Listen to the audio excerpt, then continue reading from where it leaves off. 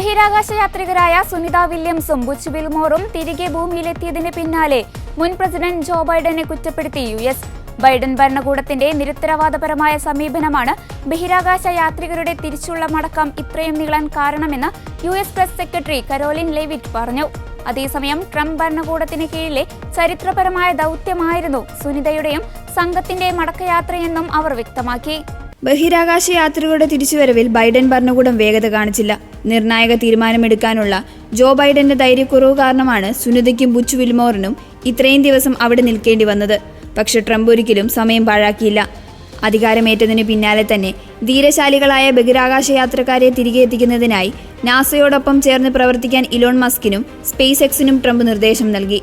Trump NASA മേധാവിയെയും Elon മസ്കിനെയും നേരിട്ട് വിളിച്ച് കാര്യങ്ങൾ വേഗത്തിലാക്കാൻ ആവശ്യപ്പെട്ടുവെന്ന് കരോലിൻ ലെവിറ്റ് പറഞ്ഞു.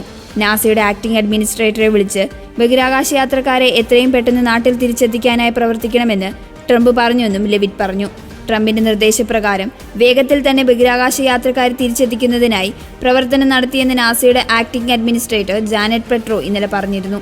ഇന്നലെ പുലർച്ചെയാണ് 287 ദിവസം നീണ്ട ബഹിരാകാശ നിലയത്തിലെ താമസത്തിനു ശേഷം സുനിത വില്യംസും സംഘവും ഭൂമിയിൽ തിരിച്ചെത്തിയത്.